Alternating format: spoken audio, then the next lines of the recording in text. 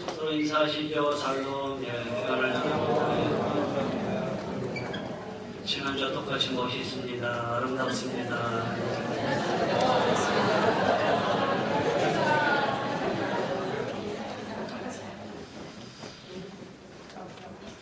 저는 지난 일주일 동안 제 귀에 이렇게 때리는 하나의 메시지가 있었어요. 그 메시지는 다 내려놓음의 저자 김용희 선교사 있잖아요. 그 선교사님이 이렇게 인터넷에 짤막한 영상으로 그 동영상으로 이렇게 막 메시지를 이렇게 요약을 해서 놨는데 그 메시지가 너무 강렬하게 들리는 거예요.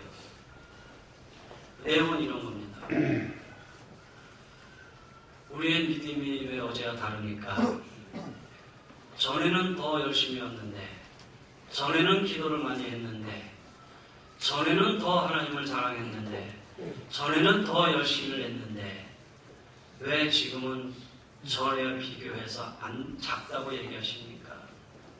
하나님을 향한, 주님을 향한 믿음이 가지고 있다면 전에가 아니라 오늘, 내일, 모레 갈수록 더 풍성해지고 더 커져야 되고 더 많아져야 되지 않습니까? 듣고 보니 그 메시지가 그래요. 저는 요약을 해서 설명을 했지만 김용희 선교사의 말은 아주 강렬하게 그것을 딱 끌어서 말씀을 전했는데 그 말씀이 늘 귀에 일주일로 가는 거예요. 여러분 다 그렇죠? 전에는 내가 열심히 했는데, 전에는 내가 예배에 열심히 참석했는데, 전에는 열심히 헌신했는데, 그렇다면 지금은 뭡니까? 지금은 전에 내가 믿었던 하나님과 예수님이 다른 겁니까? 창조자이시고 구세주이시고 나를 구원하신 예수 그리스도를 믿는 믿음이라면 전에가 중요한 게 아니라 지금, 그 다음에 내일, 그 다음에 다음 달 갈수록 더 깊어지고 더욱더 성장해야 되지 않겠느냐. 믿음이 뭘까? 그런 생각해봤어요. 믿음이 베이스, 그거를 이렇게 설명해 놨어요. 4절에는 예수 그리스도, 하나님이 예수 그리스도를 통해서 보이신 역사적인 계시에 대해 신의 감동을 받아 나타나는 인간의 반응이다. 예수 그리스도를 향해 나타나는 우리 인간의 반응이 전에는 했다가 점점 그렇구나 무뎌져 간다면 믿음이 점점 사라진다는 거 아니겠어요? 성경에 보면 예수님으로부터 칭찬을 받은 큰 믿음을 가지고 있는 사람을 주님이 두 사람을 얘기하고 있는데 그 중에 하나가 자기 하인의 중풍병을 고치게 한 로마 백부장. 예수님 말씀하셨죠? 이스라엘에 이만한 믿음을 본 자가 없다. 두 번째는 오늘 성경에 나타나 있는 본문에 나온 가나안 여인 28절입니다. 여자여 내 믿음이 크도다. 성경에 이렇게 큰 믿음을 칭찬한 사람은 두 사람뿐이다. 내 믿음이 크도다. 여러분, 우리가 어떻게 해야 주님으로부터 이런 큰 믿음의 사람이라고 칭찬받을 수 있습니까?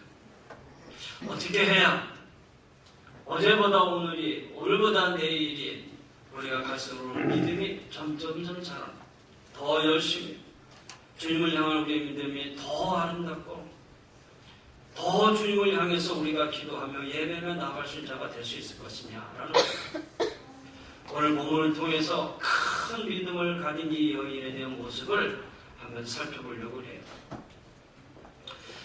자, 여기 가나안 여자라고 그랬습니다. 22절에 보면 가나안 여자 하나가 그랬어요. 소리질러 다윗의 자손 예수여, 다윗의 자손이여, 나를 불쌍히 여기소서. 내 딸이 흉악하게 귀신 들렸나이다. 이 가나안 여인은 마가복음에 보면 스로보니게 여인이라고 합니다. 스로보니게 족속이라는 말은 헬라 여인이에요. 헬라 여인이라는 말은 혈통적인 배경이 유대인하고 다르다라는 거예요. 이방인이라는 거예요. 믿음의 조상 아브라함이 후회가 아니라는 거예요. 그래서 이방인과 유대인 사이에는 서로 좋지 않은 감정들을 가지고 있지요. 사람이 믿음을 가지는 데는 내가 태어나고 자라나는 성장 가운데서 함께한 이 배경이 중요하지 않습니까?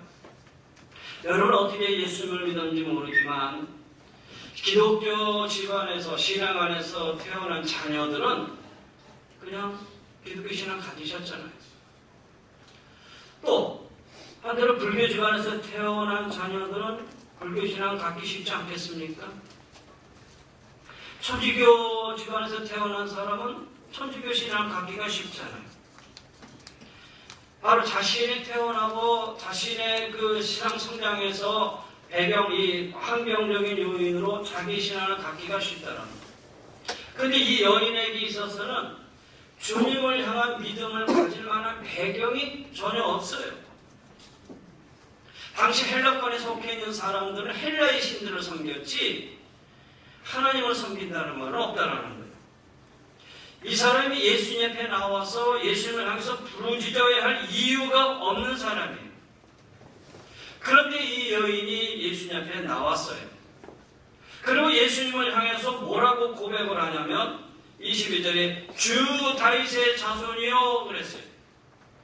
그리고 25절에 가서 보니까 주여 저를 도우소서 그랬어요. 27절에 보니까 주여 올소이다마는 그랬어요. 예수님을 향해서 주여 주여 주여 이렇게 부르고 있다는 거예요. 주 다윗의 자손이라는 말은 다윗의 자손으로 오실 메시아가 바로 예수님이십니다. 당신은 그리스도이십니다. 성경에 능통한 바리새인과 서기관들도 예수님을 하나님의 아들이요 메시아라는 이 사실을 거부하고요. 오히려 예수님의 행하신 능력을 가지고 저는 귀신 바알세불의 힘을 힘입어서 한다라고 이렇게 예수님을 하나님의 아들님을 거부했단 말이에요. 성경을 잘 아는 자들도 예수님을 향해서 주라고 얘기하지 않았어요. 2년 동안 예수님과 함께 동고동락했던 제자들도 그중에 수제자 베드로도 16장에 가서야 비로소 당신은 그리스도시요 하나님의 아들입니다 라는 고백을 했어요. 근데 그보다 앞서 이 가나안 여인이 주 다윗의 자손이요 라는 당신은 메시아입니다 그리스도라는 이런 고백을 하고 있는 거예요. 예수님의 절대적인 주권과 능력을 신뢰하는 믿음을 이미 그는 가지고 있었다라는 거예요. 그럼 어떻게 이 여인이 이렇게 고백할 수 있었을까? 물론 그것은 하나님의 은혜지요. 그런데 이 여인의 입장에서 보면은 어쩔 수 없는 자신의 절박함을 가지고 있었다는 거예요. 그 절박함, 그 절박성이 뭐냐면은 내 딸이 흉악한 귀신이 들렸다. 흉악한 귀신이 들렸다라는 이 표현 속에는 여러 가지 표현할 수 있는데 당시에 고칠 수 없는 병을 가리켜서 그냥 다 귀신 들렸다 이렇게도 표현을 해요. 그러니까 내 딸이 고칠 수 없는 그런 병에 걸리고 불치병이 걸리고 말았습니다.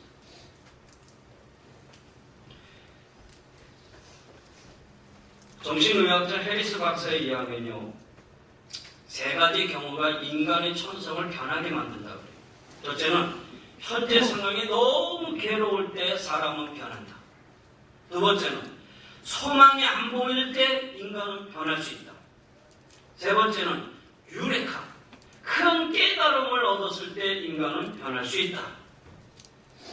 그런데 가만히 보면 이 세 가지 상황이 이 여인에게 다 해당되는 거예요. 현재 상황이 너무나 괴로운 거예요. 딸이 지금 불치병에 걸렸어요. 흉악한 귀신에 지금 걸려서 이 딸을 고쳐야 되는데 상황은 지금 완만하지가 않아요. 소망이 전혀 없어요. 그런 가운데에 유레카, 예수 그리스도를 발견했어요.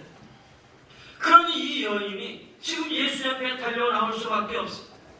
예수님 발 앞에 모든 창피를 무릅쓰고 엎드렸을 수밖에 없었다라는 거예요. 저는 사람마다 문제 없는 사람이 어떻겠어요? 다 문제 있지요. 그렇잖아요. 크고 작은 문제들이 다 있을 거예요. 그런데 그 문제 가운데 문제는 뭐냐? 그 문제가 나의 거침돌이 되어서 거기에 넘어지는 사람이 되어서는 안 되고요. 이 문제가 내가 예수 앞에 나아가는 디딤돌이 되어서 그 문제를 딛고 예수 앞에 나아갈 수 있는 자가 되어야 된다는 거예요. 그 문제가 나에게 거침돌이 되어서 넘어져. 여기서 나는 더 이상 할 수 없다. 그리고 예수 앞에 그나마 교회 다녔던 신앙도 믿음도 기도도 다 잃어버린 사람이 있는가 하면 그 문제를 디딤돌로 삼아서 예수 앞에 더 깊게 가까이 나아갈 수 있는 사람이 있다면 이 여인은 어떤 사람? 문제를 하나의 거침돌로 생각하지 않았어요. 야, 더 이상 어떻게 할 수 없다라고 포기하지 않았어요. 그 문제를 디딤돌로 삼아서 예수님 앞에 나아가는 거예요. 그리고 예수님을 향해서 나를 불쌍히 여기세요. 내 딸이 흉악한 귀신이 들렸습니다. 그러면서 지금 예수님을 향해서 소리 지르고 있는 거예요. 지금 하나님 앞에 자신의 민낯을 다 보이는 거예요. 자신의 아집을 꺾어내는 거예요. 여러분 보세요. 사람이 자기 안에 문제가 있으면 그 문제를 밝히고 싶습니까? 숨기고 싶습니까? 숨기고 싶지요. 그리고 밝히더라도 조용히 찾아와야 하잖아요. 조용히 찾아와서 목사님 사실은 이런 문제가 있습니다. 이거에서 기도해 주세요. 이렇게 말하지. 많은 사람들 앞에서 저 이런 문제가 있습니다. 이 문제를 좀 이렇게 해결해 주세요. 그렇게 얘기하는 사람 별로 없어요. 그렇잖아요. 근데 이 여인은 지금 그 헬라 여인이 이방인 여인이 많은 사람 앞에서 자기의 문제를 그대로 쏟아내는 거예요. 내 딸이 흉악한 귀신에 들렸습니다. 그러면서 이 문제를 문제로 여기지 아니하고 그 문제를 디딤돌 삼아서 소리치며 주님 앞에 더 가까이 가기를 원했다는 거예요. 그런데 보세요. 그러면 이 소리 들은 예수님이 그래. 그럼 내가 고쳐줘야지. 그 소리를 듣자마자 돌아서서 예수님이 그 여인의 간절한 소원을 들어줬느냐? 그 다음에 23절에 보니까 예수님은 한 말씀도 대답하지 아니하셨다. 한 말씀도 대답하지 아니하셨다. 예수 앞에 나와 소리쳤어요. 자신의 모든 것을 다 내어놓았어요. 그리고 그 문제의 정확성을 얘기했어요. 예수님 다른 문제가 아닙니다. 이 문제는 지금 내 딸이 지금 고침을 받아야 됩니다. 다 내어놨음에도 불구하고 예수님은 한 말씀도 안 하셨다는 거예요. 예수님 침묵하셨다는 거예요. 이 정도 되면은 어떻게 했어요? 그냥 넘어질 만도 하지요. 포기할 만도 하지요. 그렇잖아요. 그런데 이 여인은 포기하지 않아요. 그 뒤에서 더 소리를 지르면서 주님을 향해 부르짖고 있었다라는 거예요. 그래서 우리는요, 주님의 침묵 앞에 포기해서는 안 돼요. 우리 예수님의 인격적인 하나님이시라고 그랬죠. 문제를 통해서 우리의 믿음을 성장시키고, 문제를 통해서 인간답게 깨고, 문제를 통해서 자신의 인식의 한계, 능력을 한계를 원하고 계시는 분이 우리 하나님이세요. 그래서 어떻게 보면 이 여인을 지금 테스트하고 있는 거예요. 보세요. 아브라함은 약속을 성취시키기 위해서 25년 기다렸고, 모세는 40년 기다렸고, 다윗은 17년 들였어요. 기다림을 통해서 지금 믿음의 성도들을 훈련시키는 것으로 우리가 알고 있어요. 지금 이 여인을 향해서도 주님은 똑같이 하고 계시는 거예요. 다시 말해서 응답받을 만한 그릇이 형성되었는가를 지금 보고 계시는 거예요. 그리고 이 여인을 향해서 주님 기다리고 계시는 거예요. 보험 설계를 하시는 분들이 한 6개월 동안 보험 설계를 하면서 한 6개월 지나고 나면 약 한 60-70%를 다 간둔다 그래요. 더 이상 하지 못하고. 왜 그러냐면 6개월 동안 열심히 하죠. 사람을 정해놓고 찾아가죠. 보통 3번 찾아가요. 처음에 찾아가서 보험을 얘기했더니 듣는 둥 맞는 둥 해요. 두 두 번째 찾아갔더니 별로 관심도 없어 해요. 세 번째 찾아갔더니 뭐가 이렇게 바쁜지 그냥 바쁜 척하고 서로 대화도 안 해줘요. 이쯤 되면 포기하잖아요. 그렇잖아요. 그러니까 포기되는 거예요. 그런데 세 번이나 찾아간 그 사람이 갑자기 일을 당했어요. 사고를 당했어요. 사고를 당하고 나니까 보험을 들어야겠구나 라는 생각을 하게 돼요. 그때를 가리켜서 골든타임이라고 그러잖아요. 그렇잖아요. 조금 기다렸어야지. 그 골든타임을 기다렸어야지. 근데 이 골든타임을 놓쳐버리고 말았다라는 거예요. 여러분, 예수님이 우리의 기도를 들어주시는데도 이 골든타임이 있다라는 거예요. 포기해서는 안 된다라는 얘기입니다. 문제를 문제로 여기지 않냐고 오히려 이 문제를 기도를 삼아서 예수께 나가서 더 부르짖고 기도하는 이 여인의 모습을 우리가 바라봐야 된다라는 얘기예요. 성경은 얘기합니다. 할 수 있거든이 무슨 말이냐? 믿는 자에게는 능치 못할 일 없느니라. 너희가 만일 거짓이하는 믿음이 있으면 이 산을 명하여 저리로 옮겨라 하여도 옮길 것이고 너희가 못할 것이 없으리라. 여러분, 주님 앞에 나아가서 큰 믿음이라는 이 말씀을 듣기 위해서는 자신이 가지고 있는 문제를 문제로 여기지 말자라는 거예요. 이거를 넘어설 수 있고 이걸 딛고 일어날 수 있는 그런 모습이 우리에게 있어야 된다는 거예요. 이 믿음은 힘이 있습니다. 이 믿음은 위력이 있습니다. 이 믿음은 우리를 새로운 세계로 옮겨주는 겁니다. 믿음은 불가능을 가능하게 만듭니다. 믿음은 우리의 모든 것을 다 치유해 주십니다.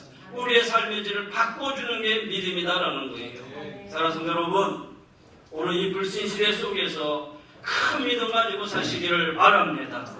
우리 하나님이 큰 믿음 소개하기를 원하고 계신다라는 거예요. 자, 이제 이렇게까지 하고 주님 앞에 나아갔는데 보세요.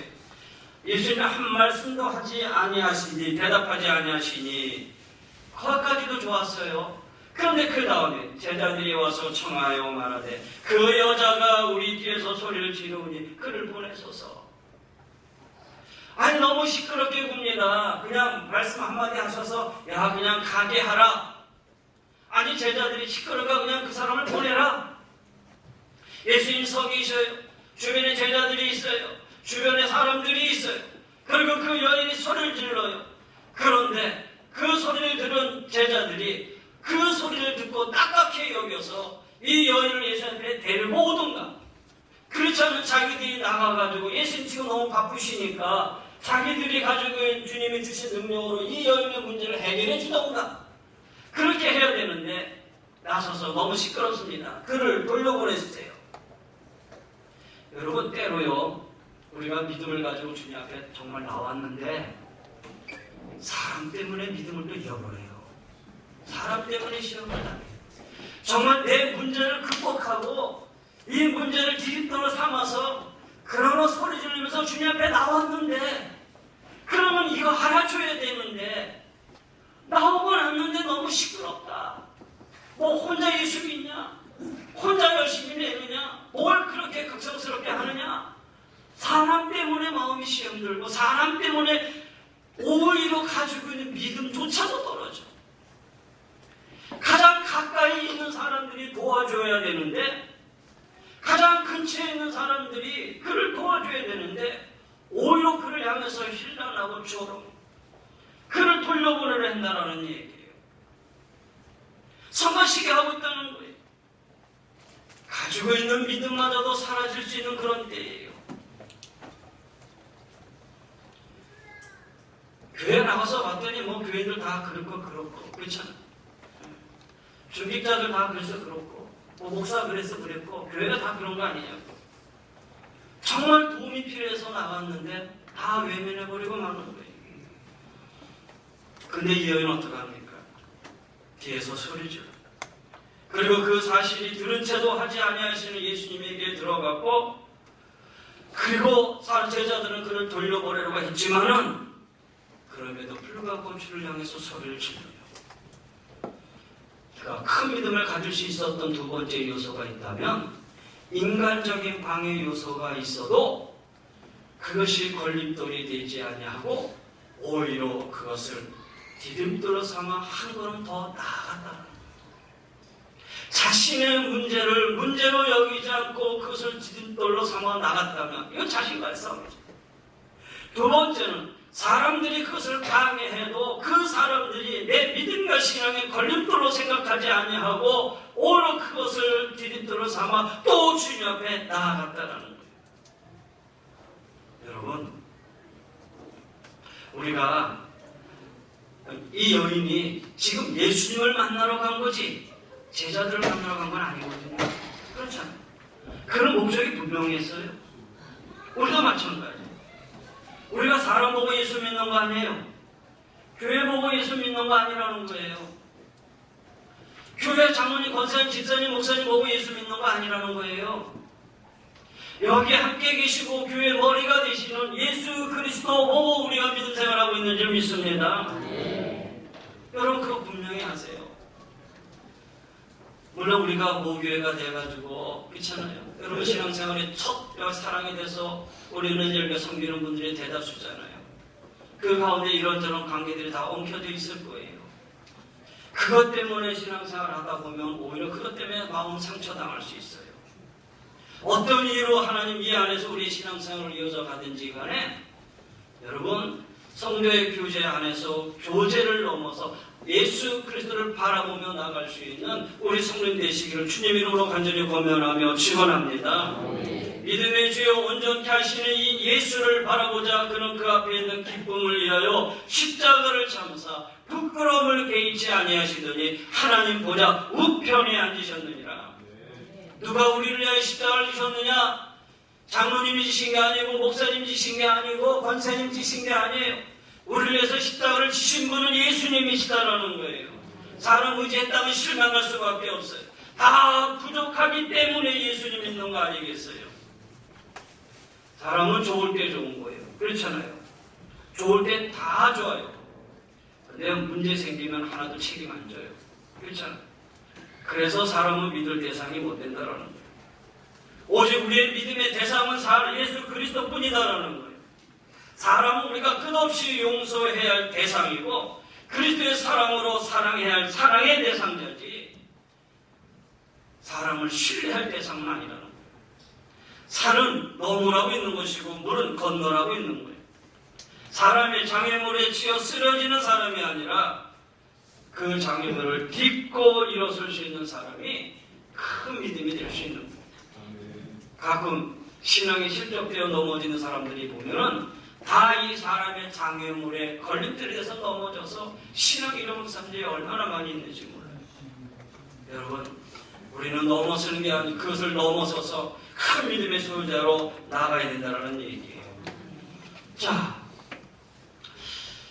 그 실로암 안과병원이라는 게 있잖아요. 실로암 안과병원의 원목 되시는 분, 그 목사님, 김선태 목사님이죠. 맞아요. 김선태 목사님. 이렇게 소명이 보이지 않는 그런 목사님이신데 그 목사님의 글을 한번 읽어봤어요. 우리 그 광진구 연합회 그 부활절 예배 여기 좀 모여서 예배 드리잖아요. 그러면 이 광진구 연합회 부활절 예배에 그 예배를 드리고 나서는 이 광주 연합에서 내려오는 전통이 뭐냐면은 이 신람 안과병원에다가 그 헌금을 다 헌납을 해서 이렇게 못 보는 분들을 이렇게 시력을 회복시켜주는 일을 해요. 그게 부활절, 부활했다. 그래서 광주연합에서 그런 일을 하는데 제가 회장할 때도 물론 헌금을 또 갖다 드리고 했어요. 근데 그 김선태 목사님이 그 일을 하시는데 그 목사님이 그 자기 인생을 가리켜서 33번 도전 끝에 이룬 신하다라는 그런 책으로 말을 하지요. 6.25 전쟁 중에 사랑하는 부모와 두 눈 다 잃어버렸고요. 10살 이후의 세상 그에게 칼기각이 다 찢어졌고요. 온 세상을 다 잃어버린 거예요. 좌절감 속에 살았어요. 고아원 생활, 거짓 생활, 가정 고난. 그럼에도 불구하고 그가 일어나지요. 주님을 의지하고 그리고 남들보다 100배 노력하며 살았다고 그래요. 대학을 입학을 하려고 하는데 당시에는 이 눈이 안 보인다는 이유로 대학 입학 자격을 시험 자격이 주어지지 않았다고 그래요. 그래서 이 김선태 목사님이 찾아가요. 거절당해요.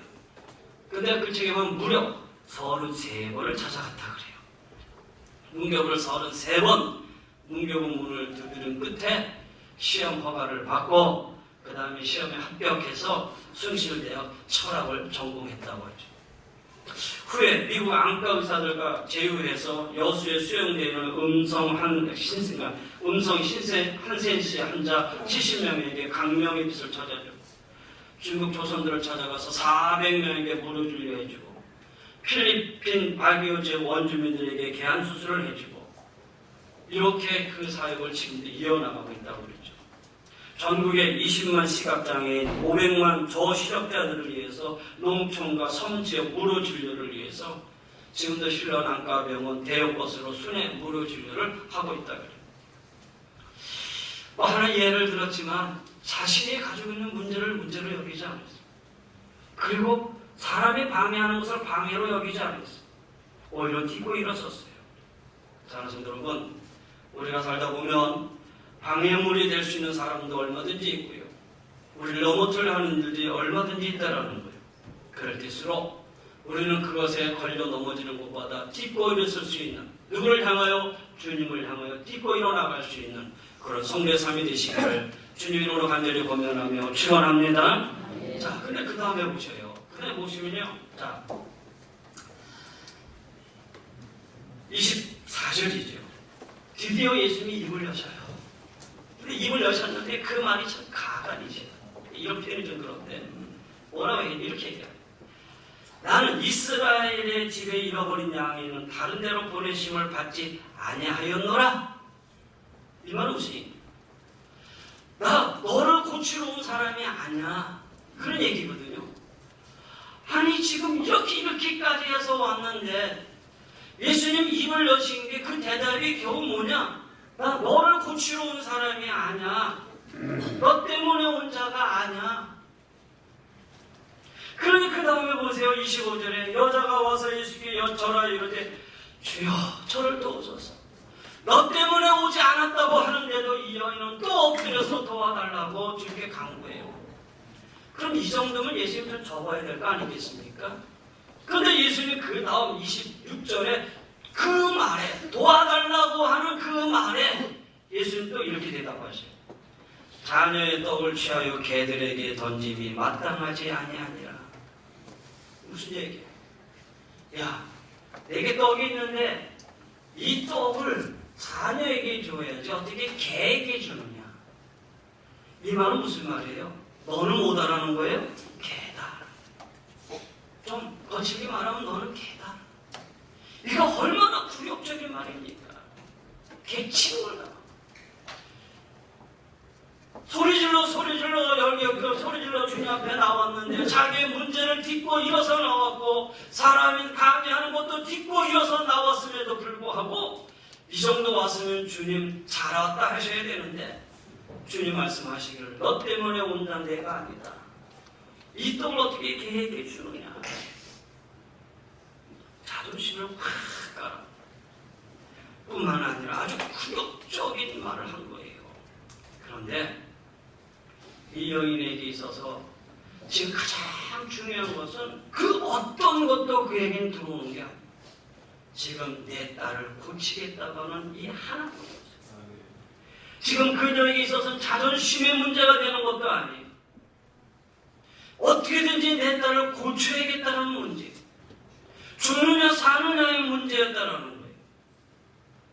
저는 마지막으로 큰 신앙이 되는 데 있어서 가장 방해되어지는 마지막 부분은 다른 게 아니라 저는 자존심이라 생각이 들어요.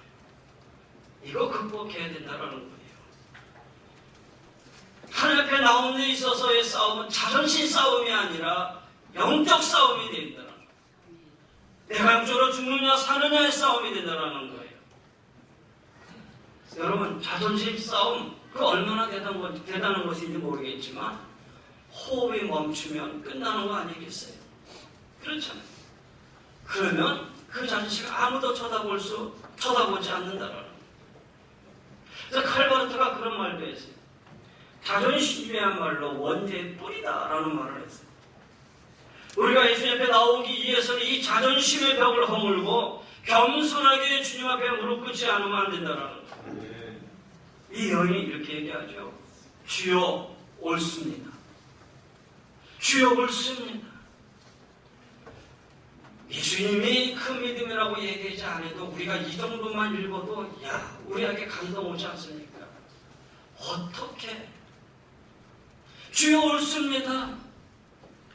주님 말씀 100% 수용하겠습니다. 이해가 안 돼도 내가 수용하겠습니다.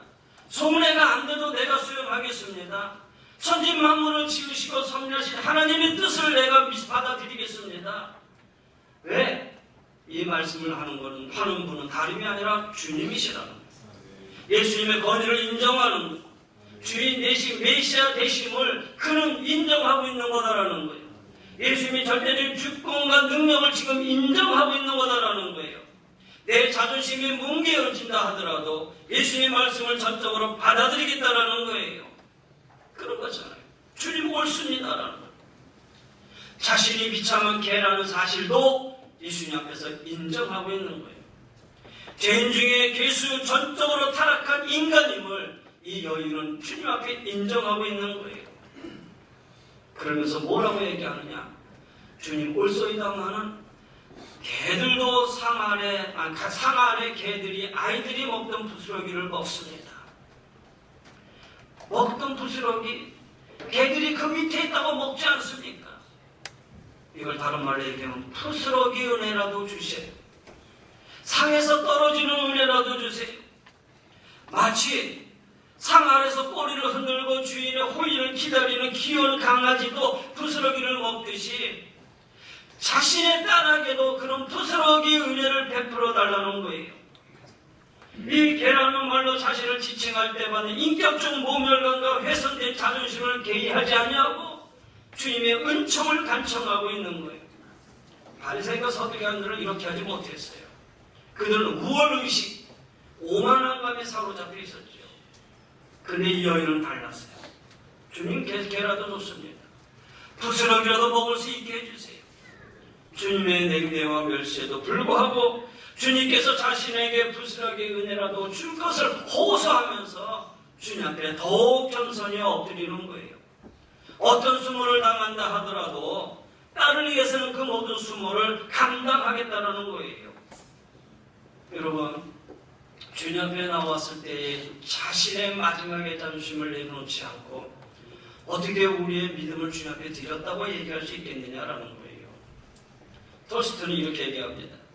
성자일수록 자신을 죄인의 괴수라고 생각하고 도덕적으로 겸손히 살고 적당하게 나쁜 사람은 자신은 다른 사람과 비교해서 별로 나쁘지 않다고 생각하고 제일 악한 사람은 자신이 사는 것이 바로 사는 것이다 라고 생각하는 것이다. 내가 사는 것이 어렵다 라고 생각하는 것이 제일 악한 사람이다. 지금 내 딸이 죽을 지경인데 아니 내 문제 내 거가 석자인데 뭐가 문제이겠냐. 이 여인에게서는 아무리 짓밟혀도 매달려야 된다고 들어줄 때까지 매달리는 거예요. 결국은 예수님의 이 시험에 이 테스트에 이 여인이 합격을 해요. 여러분, 예수님이 많은 사람의 병자들이 있다고 해서 다 고쳐줬느냐? 그렇지도 않지요. 고쳐줄 수 있는 능력의 주님이 안 고쳐준다면 어떻게 하겠습니까? 그렇잖아요. 그렇다고 해서 그 앞에 내 자존심이 상하다고 해서 돌아가겠습니까? 결국 예수님의 시험에 합격한 이 여인을 향해서 예수님은 이렇게 얘기합니다. 28절에 예수께서 대답하여 이르시되 여자여 내 믿음이 크도다 내 소원대로 되리라. 할렐루야. 네. 두 가지입니다. 첫째는 믿음이 크다 그랬어요.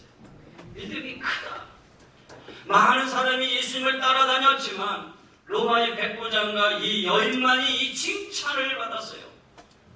예수님의 수제자 베드로도 믿음이 적은 자 왜 의심하였느냐 이런 말을 들었지 안 그렇습니까?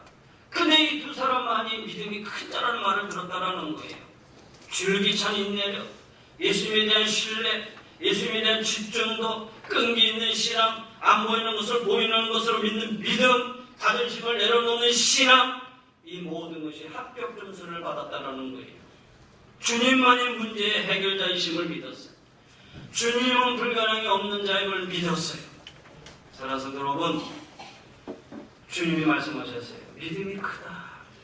두 번째 한 걸음 더 나아가서 내 소원대로 되리라. 내가 원하는 만큼 되어진다는 거예요. 내 믿음의 그릇이 이제 원하는 것만큼 되어줄 수 있다는 거예요.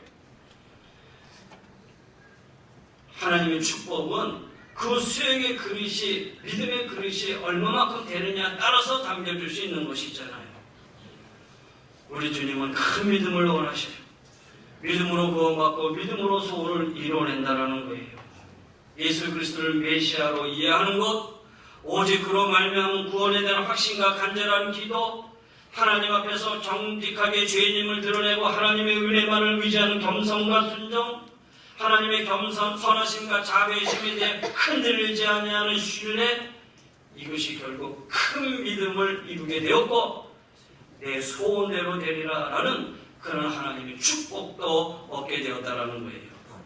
자, 그래서 여러분, 믿음이 없이는 하나님을 기쁘시게 할 수 없다고 히브리서 저자는 얘기하고 있어요. 믿음으로 하나님을 기쁘시게 하며 사십시다. 할렐루야. 우리 모두 다 큰 믿음의 소유자가 되시기를 바랍니다.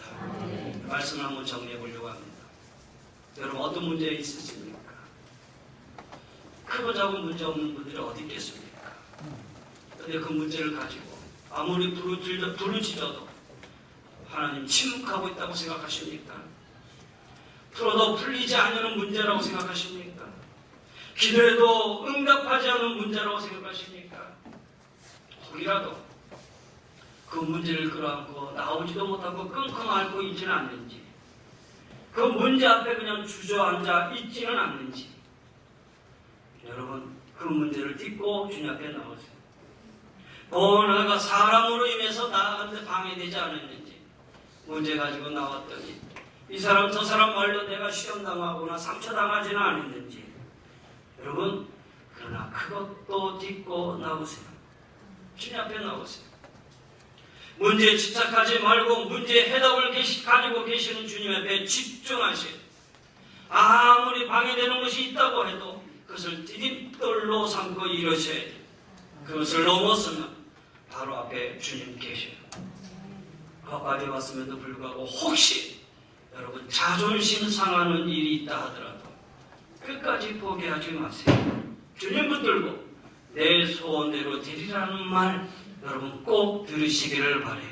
아멘. 자존심의 꽃이 지면 기적의 열매가 맺힙니다. 아멘. 내 믿음이 크도다. 내 소원대로 되도다.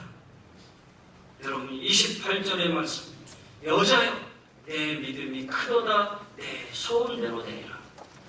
오늘 결론적인 말씀에 여기에 두면서 여기에 여러분의 이름을 한번 넣어서 읽어보시길 바랍니다. 여자여 내 믿음이 크도다. 내 소원대로 되리라. 여러분의 이름을 한번 넣어보세요. 시작.